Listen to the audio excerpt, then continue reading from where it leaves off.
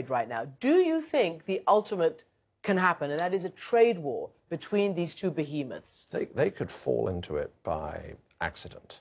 I don't think China wants a trade war. I don't think America wants a trade war. But you can see a scenario where they do. And my greatest worry would be that if it gets to that point, which I hope and don't think it will, but that if it does, that China will think they can win.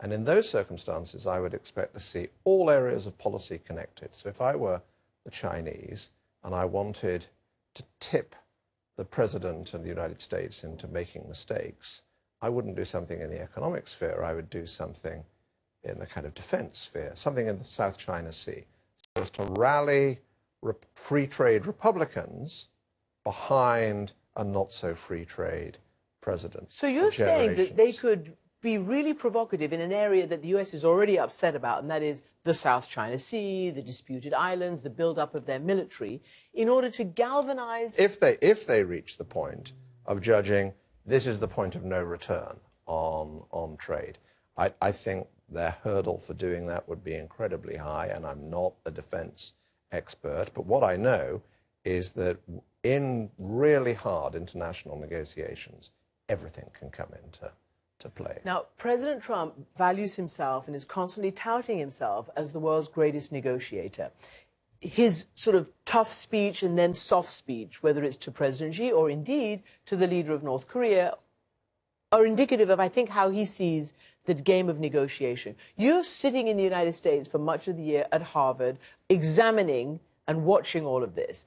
What do you think is at play? What is at stake right now in the world order? Oh, first of all, I mean, he may succeed. I don't want to rule out that he succeeds. And his approach to deal-making may work, but it will be a high-stakes gamble, and it won't be a gamble over a property deal. It will be a gamble over global economic prosperity and therefore American and European economic prosperity. And it could end up being a gamble over the balance of power in the world more generally. So the stakes are incredibly high. As I say, I don't think it will get that far. But, you know, these aren't two small countries playing tit for tat with each other. These are the two biggest and most powerful countries in the world. What do you think is going on between the US and China right now? Playing with fire. Playing with fire? Playing with fire. I mean, that's not to say that there will be a fire. They may end up in a good place, and maybe the only way to get China to make some concessions is to play with fire. But this could end up in a bad place. Who's playing with fire? Who's lit the match? I think the United States. It looks as though the United States. But after years of some provocation, the need to fix global trade, the imbalances in the international economy, that's 25 years old. And eventually the United States has been provoked, but in a rather dramatic way. What should the reaction be? How does one, you know, fix this imbalance without lighting a fire? So the worst consequences would be almost a collapse in world trade. And I think that would hurt the American people more than it would hurt the Chinese people. You've got some egos on both sides. Do you mean Presidents Xi and Trump? Yes. Sort of vying for economic supremacy. Yes. And whatever one thinks of the two individuals, they're human.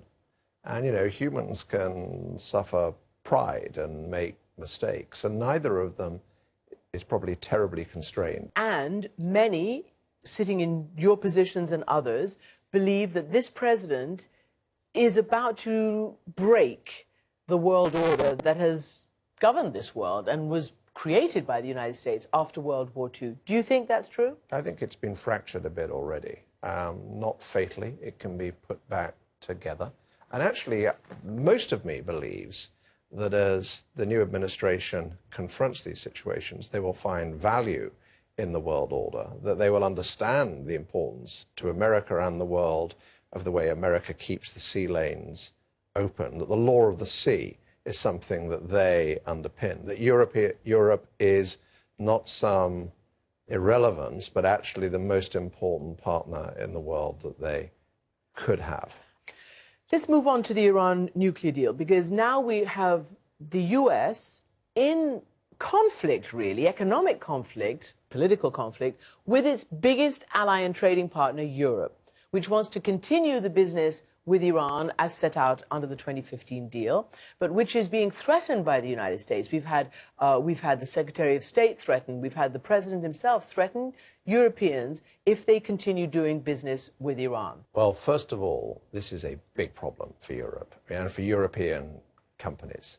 If they're at risk, if they follow their government's lead of continuing to trade with Iran and finding themselves, to put it at its lightest, persona non grata in the United States. Breaching US sanctions or being accused of breaching US sanctions is a very big deal. I see, analysts and experts saying Europe needs not to act like, America's patsy. It needs to stand up and understand that it is a big, powerful economic bloc, and if it's being threatened by the United States, it needs to stand up and refuse to take that. Do they have the methods to do it? I mean, yes, but they're all harsh and risky methods. But behind that, yes, Europe is a big economic bloc, but one that chose and had to outsource its defense after the Second World War. And that's why this is so serious. Deep down, there is a risk of fracturing what has been the key axis in the post-Second World War.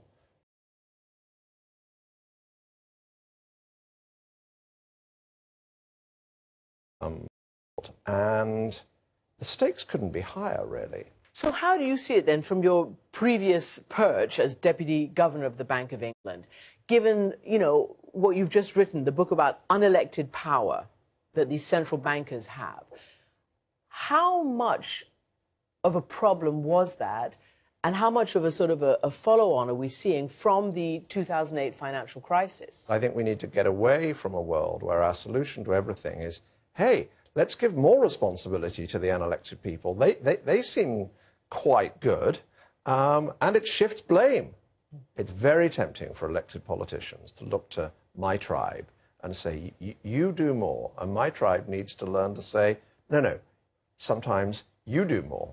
What might have been the result had that attitude been around in 2008? I think that elected politicians might have done more to help restore economic growth. And Congress could have done more if they had provided more stimulus to the economy and made the investment in American infrastructure that is, any visitor could tell you, it's badly needed. Well, which is what many liberal commentators say. People like Paul Krugman are always saying that it should have been more stimulus and less austerity.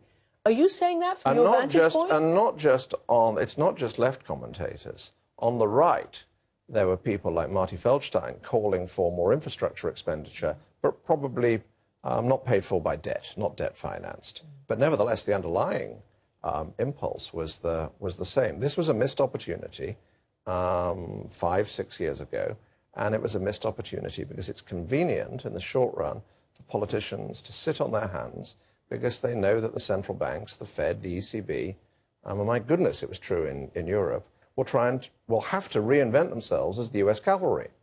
So I'm fascinated because President Trump is constantly touting the stock market, the Dow Jones, and it's been doing really well the entire time he's been in office, with some ups and downs. In fact, today there's a bit of down with global stocks and shares. And yet you've written correctly in the book that actually most people, most ordinary people, don't have shares. So what's the disconnect there done to the ordinary people? In this country, we're speaking in the United Kingdom, they don't, and in continental Europe, few do. But in the United States, many, many more do, including through their pension plans.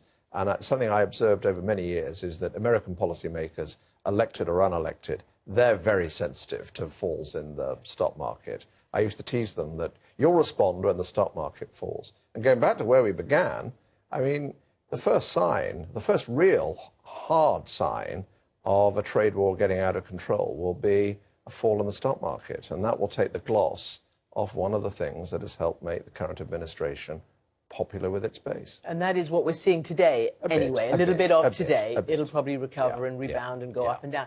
But again, then let's talk about Great Britain, where not many people actually are in the stock market, don't have shares. The people in the middle, the people who rely on a modest income from modest savings, they haven't done brilliantly out of the policies that people like me pursued.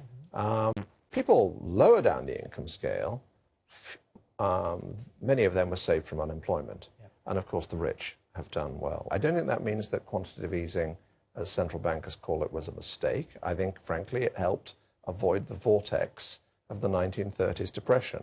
That is no small thing. But wouldn't it have been better everywhere if parliaments, Congress had stepped up and said, well, we're going to do a bit of redistribution so that people don't, so that we select the losers and the winners rather than the people down in the central banks. It's fascinating because I don't think this story is over. I mean, I was told in France, for instance, that even though President Macron won in this economic climate, in this anti-globalization climate, in this climate of the rise of populism, that unless he delivers economically, his own people are saying these populists like Marine Le Pen and the others are waiting in ambush. That's their quote. He has to succeed. He has to succeed. And it's the same in the United States. There are many people are kind of disenchanted with President Trump. If he fails, the next round may be even worse on either the right or the left. We don't really know how to operate full franchise democracy successfully in a world with very low growth. And the reason for that is if you have zero growth, it's a zero-sum game. You're only better off if I'm worse off. We in this room, in this studio, are only better off if everybody outside it is worse off. This country is only better off if the rest of the world is worse off. Zero growth is toxic. And the biggest problem we all face is reviving dynamism and productivity growth. And no one has a magic wand for doing that. But least of all my tribe. You know, the tribe of central bankers, they can deliver stability, but they can't deliver prosperity.